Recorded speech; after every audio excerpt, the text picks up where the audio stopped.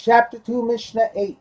In the previous Mishnah, we learned that a stream of liquid, nitzuk, does not form a connection with either its source or its destination, or even within itself. The final Mishnah of the chapter discusses another situation where this law is relevant. After an earthenware utensil is formed into the desired shape, it is baked, fired, in a special oven, a kiln, to harden it into a functioning container. Sometimes, due to some imperfection in the clay, such as trapped air, a bubble can form in the wall of a utensil during the firing process. Our Mishnah discusses an earthenware barrel that has a large bubble of this type in its side.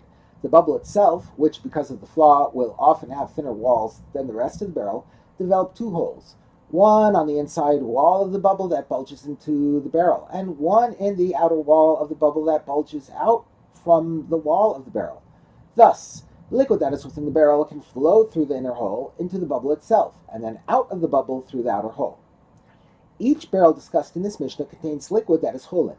There is liquid in the barrel, and liquid in the bubble itself. The Mishnah will discuss three different scenarios. 1.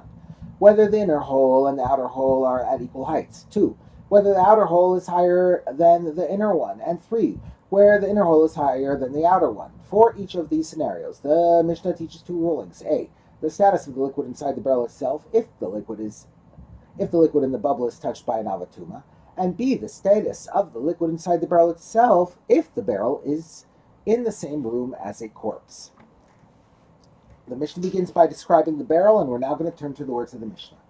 A bubble in the side wall of the barrel became punctured, both in the interior of the bubble and in the exterior of the bubble, as explained above. The laws that follow apply either equally, whether the bubble was near the top of the barrel or at its bottom. What does make a difference, as the Mishnah will explain, is where the two holes in the bubble are located relative to each other. The first scenario. If the two holes were opposite each other, that is, they were both at the same height, the bubble is considered to be simply an extension of the barrel itself, since liquid flowing out of the inner hole from the barrel will enter the bubble and remain there. Thus, the bubble and the barrel are two parts of the same utensil, and touching the liquid in the bubble is the same as touching the liquid in the barrel. Therefore, all of the liquid in the barrel will be rendered tameh if an avatuma touched the liquid in the bubble, because when an avatuma touches part of the liquid in an earthenware utensil, all of the liquid becomes tameh. And if this barrel is together with a corpse in one room, even if the top of the earthenware vessel was sealed, so that tuma cannot enter the barrel through its cover, the tuma will enter the barrel through the holes in the bubble, and the liquid in the bubble and in the barrel will become tameh with corpse tuma, since all of it is considered to be in the ohel of the corpse. In the second scenario, the laws are identical.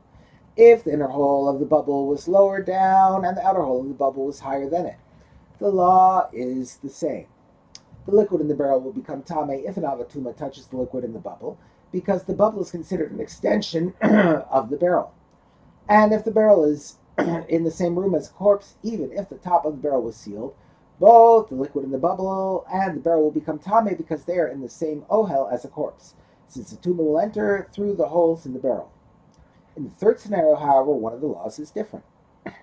But if the inner hole of the bubble was higher than the outer hole of the bubble, and the outer hole of the bubble was lower, so that the liquid entering the bubble from the barrel through the higher hole will flow downward through the bubble and then stream out of the barrel through the lower hole on the outside of the bubble is not considered part of the barrel because it does not retain what flows into it from the barrel.